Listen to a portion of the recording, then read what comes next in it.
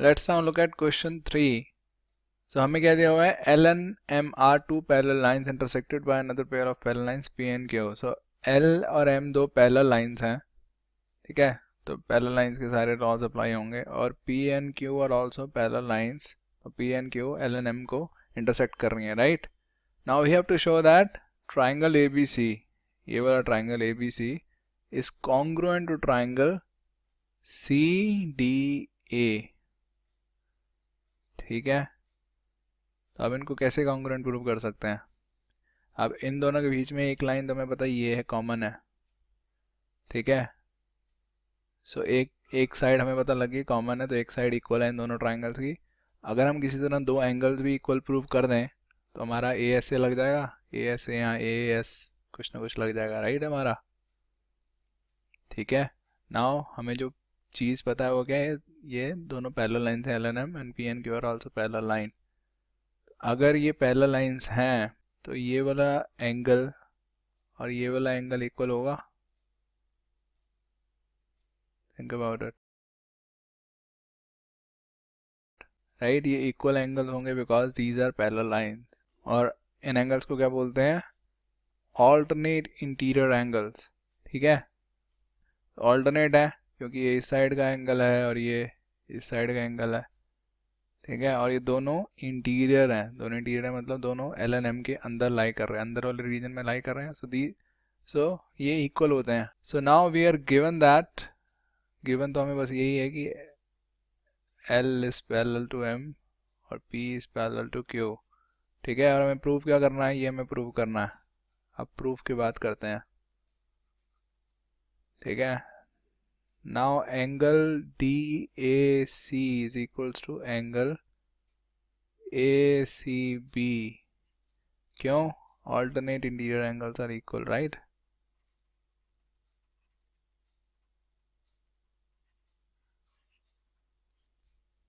ठीक है, तो एक एंगल हमारा इक्वल हो गया. अब कोई और एंगल हम इक्वल बोल सकते हैं, क्योंकि दो एंगल इक्वल हो गए तो हमारा ए एस या ए एस से कॉन्ग्रुएंस थ्योरम लग जाएगी, राइट. सो लेट्स सी, और कौन से एंगल हैं, this angle.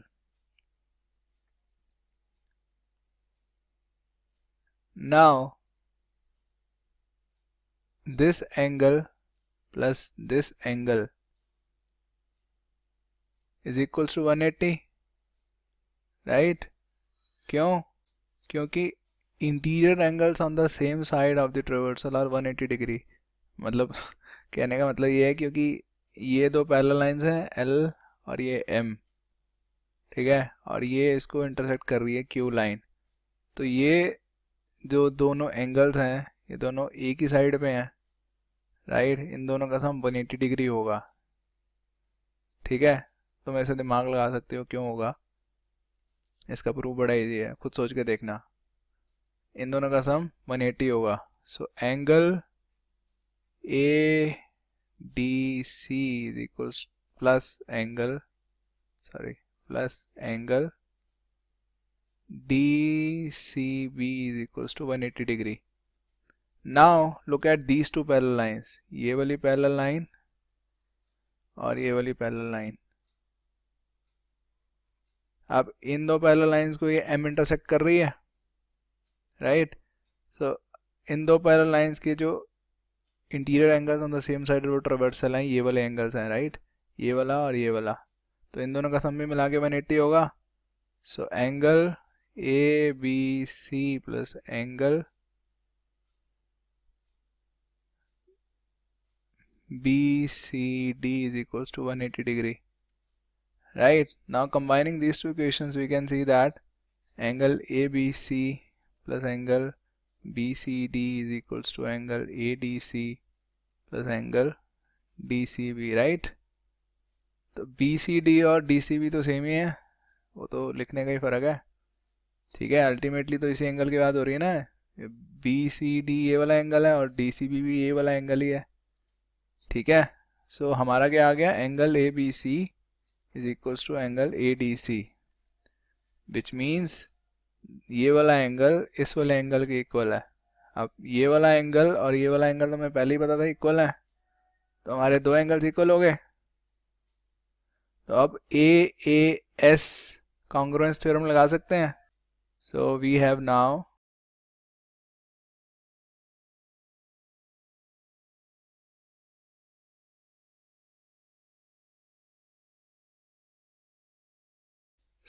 these three things now. AC equal to AC तो होता ही है और ये दोनों हमारे पास आ गए हैं. नाउ बाय AAS लगेगा राइट, क्योंकि जो साइड है ये दोनों एंगल्स के बीच की साइड नहीं है, ये वाली साइड नहीं है, तो यहाँ पे AAS लगेगा, यहाँ SAA लगेगा. ठीक है, तो by AAS congruence theorem we can say that triangle, अब ABC वाला ट्राइंगल इस वाले ट्राइंगल के कॉन्ग्रुएंट है, बट हमें ऑर्डर ध्यान रखना पड़ेगा कि कौन सा एंगल और कौन सी साइड आपस में इक्वल है. ठीक है, तो एंगल जो B है वो किसके इक्वल है, D के, राइट. वो किसी और के इक्वल तो नहीं है ना, तो ऐसे लिख लेते हैं पहले. और एंगल जो ABC में जो एंगल C है, मैं एंगल ABC को देख रहा हूँ, ट्राइंगल ABC को देख रहा हूँ, उसमें जो एंगल C है वो CAD वाले में A के इक्वलेंट है. अब जो इसमें बचा A बचा और इसमें क्या बचा, DA में C बचा. तो ये ऐसे हम लिख सकते हैं, बट हमें क्या करना था, हमें इस ऑर्डर में चाहिए. ठीक है, तो बेसिकली सेम पोजीशन रखनी है हम. तो जैसे अगर हमें क्या चाहिए था, A सबसे पहले चाहिए, हमें क्या चाहिए, ऐसे इस ऑर्डर में चाहिए, तो उसी में से देखेंगे कि A थर्ड पोजीशन पे था वो फर्स्ट पोजीशन पे आया, तो C जो थर्ड पोजीशन पे था वो फर्स्ट पोजीशन पे आ जाएगा. B जो फर्स्ट पोजीशन पे था वहाँ का D इस पे आ जाएगा, और C जो सेकंड पोजीशन पे था तो सेकंड पोजीशन वाला यहाँ पे चला जाएगा. ठीक है, तो तुम ये डायरेक्टली भी लिख सकते थे, बट मैंने उसको पहले लिखा फिर इसको लिखा, तो बोथ आर फाइन. ठीक है, let's look at fourth question now. In figures this figure, these are NCERT questions. AC equals to AE, AC equals to AE. ठीक है, AB equal to AD, AB equal to AD. ठीक है, and BAD equals to EAC. So BAD, this angle is equals to this angle.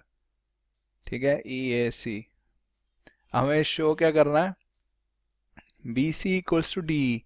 तो ये वाली side जो है BC, ये हमें इस साइड के इक्वल प्रूव करनी है.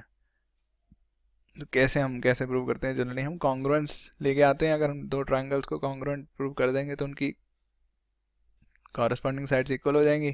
तो किन ट्रायंगल्स को हमें कॉन्ग्रुएंट प्रूव करना होगा, ABC को, क्योंकि BC तो ABC का पार्ट ही है, राइट. और दूसरा ट्रायंगल ADE को, राइट, क्योंकि D ADE का पार्ट है. सो हमें ये सब गिवन है, यू कैन राइट कि हमें क्या क्या गिवन है, एंड देन हमें टू प्रूव क्या करना है.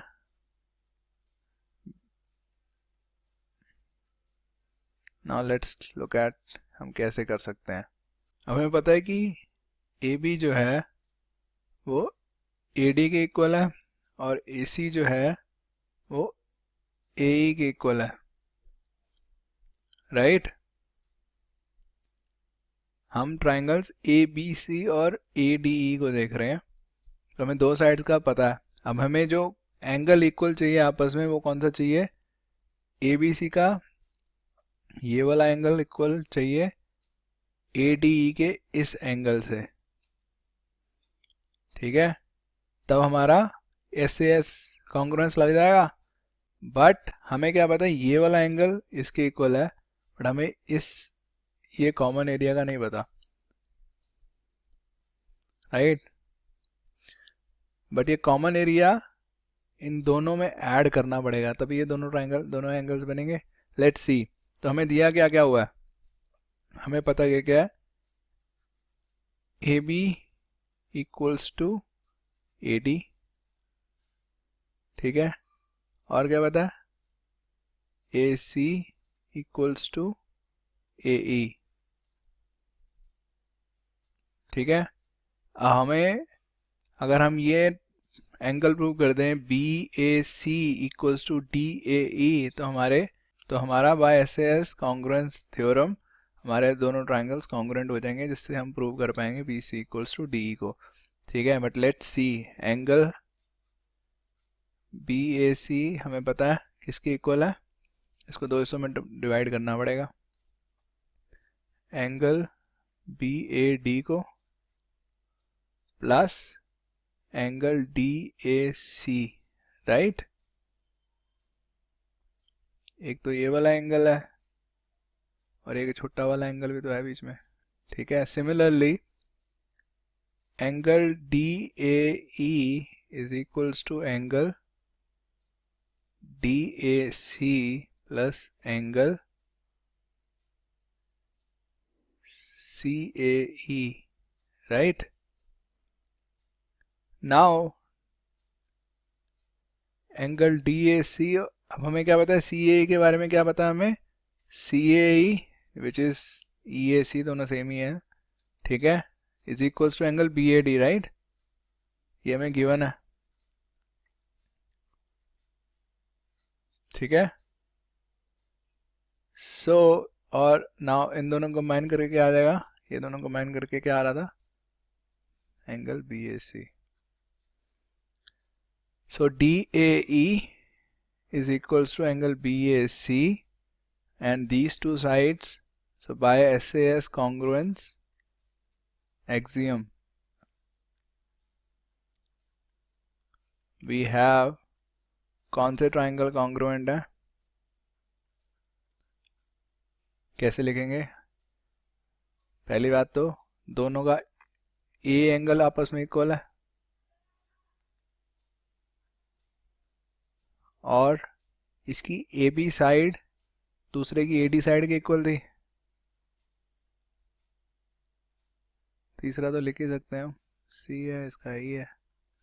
ठीक है, now corresponding sides of a congruent triangle are equal, so BC equals to DE, बात खत्म।